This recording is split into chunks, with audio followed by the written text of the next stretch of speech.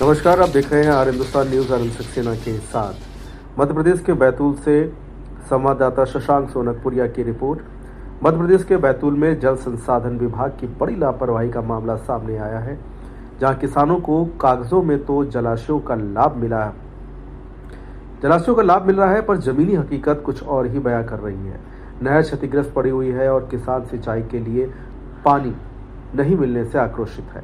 ताजा मामला मुल्ताई के देहगुड़ जलाशय का सामने आया है। यहां की नहर 12 दिसंबर को चालू की गई है, जिसकी लंबाई करीब 14 किलोमीटर है, पर आज तक पानी नहीं मिल पाया है। किसानों ने बताया कि सिर्फ 5 किलोमीटर तक भी पानी नहीं पहुंच पाया है, और तो और 5 से 6 किलोमीटर के आगे कुछ किसानों द्वारा अवैध रूप से नहर तोड़कर नीचे से जमीन में 8 इंच के पाइप गाड़कर अपने कुओं में पानी जमा कर मोटरों से कमांड एरिया से बाहर पानी ले जाया जा रहा है। कमांड एरिया से बाहर पानी ले जाने के कारण कृषकों को पानी नहीं मिल पा रहा है। कुछ किसानों के द्वारा नहर की अधिग्रहित भूमि में कुआं खोद लिए गए हैं, जिसमें नहर का पानी सीधा कुओं में पहुंचाया जाता है, जिसके कारण नहर का पानी आगे नहीं बढ़ पाता और उन्हीं कुओं पर अवैध रूप से 10-10 हार्स पावर की मोटर लगाकर करीबन 4 से 5 किलोमीटर की दूरी तक कमांड एरिया से बाहर पानी ले जाया जा रहा है, जिसके कारण कमांड एरिया के किसानों को पानी नहीं मिल पा रहा है। नहर भी कई जगह क्षतिग्रस्त हो चुकी है, जिसमें से नहर का आधा पानी नदी व नालों में बहाया जा रहा है, जो अनुपयोगी है। कमांड एरिया से बाहर पानी ले जाने वाले किसानों एवं अवैध रूप से नहर पर मोटर लगाने वाले किसानों पर कड़ी कार्रवाई की विभाग द्वारा की जानी चाहिए। नहर का पानी नहीं मिलने से फसलें सूख रही हैं और 80% ग्राम की भूमि पर बोनी नहीं हो पा रही है, जबकि जल संसाधन विभाग द्वारा 2 साल से नहर क्षतिग्रस्त होने के बाद भी आज तक मरम्मत का काम नहीं करवाया गया है, जिसको लेकर किसान कई बार सूचित भी कर चुके हैं, पर कोई सुधार कार्य नहीं कराया गया।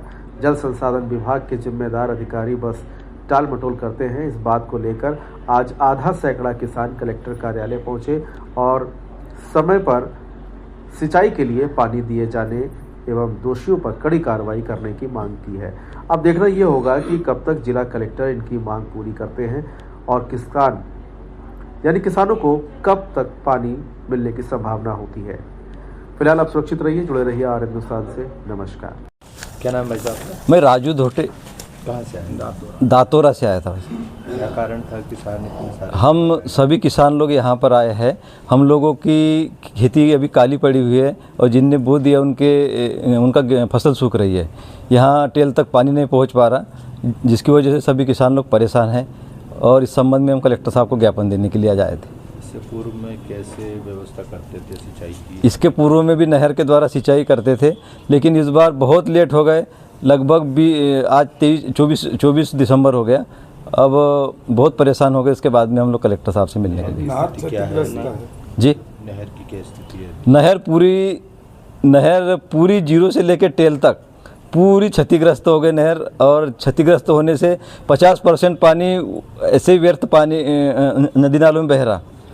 जिम्मेदार अधिकारी कभी आकर नहीं देखते उसको? जिम्मेदारी अधिकारी भी आते हैं, लेकिन और उनने इसके सघन ये करना चाहिए, सघन मॉनिटरिंग करना चाहिए उन्हें। उसको व्यवस्था करने के लिए या उसको सुधार कार्य के लिए कोई अधिकारी पहुंचा था मौके पे? क्या कहा गया आपको? नहीं, सुधार करने के लिए पहुंचे थे, लेकिन उन्होंने ये कहा था कि हमारे पास अमला नहीं है, जैसे हम आता है हम उसमें सुधार करेंगे। अब अगर मान लो 1 माह तक के उनके पास अमला नहीं आता तो फिर आप लोग क्या? तो किसान हम इसके बाद में आंदोलन करेंगे, चक्का जाम करेंगे उसके।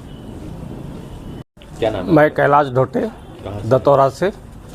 क्या समस्या लेकर? समस्या हमारी यह है कि नहर से जो व्यर्थ पानी बह रहा है, लोग विवाह से यानी कि जो कमांड एरिया है उसके बाहर भी 4-4, 5-5 किलोमीटर तक के पाइपलाइन दबा के और बड़ी बड़ी मोटरों का परमिशन दे के बिजली विभाग ने और पानी लेके जा रहे हैं। बिजली विभाग उसका फ़ायदा देख रही है और हम किसानों को पानी नहीं मिल रहा है।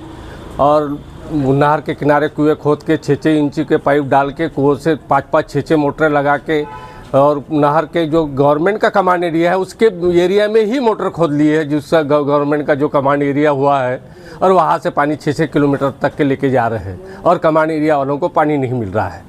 जल संसाधन विभाग से आपने इस विषय में बात की? जल संसाधन विभाग वाले आते हैं, देखते हैं और चले जाते हैं। तो आप लोग अभी पानी कहाँ से ला रहे हैं सिंचाई के लिए? अभी तो नहर से ही पानी है। तो किस स्थिति में मिल रहा है पानी? पानी तो अभी हमारे टेल क्षेत्र में पहुँच ही नहीं रहा।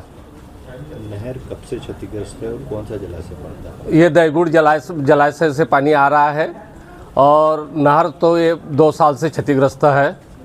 कभी मिलता, कभी नहीं मिलता, कभी आती, कभी नहीं आती। नहर का सुधार कार्य भी होना चाहिए।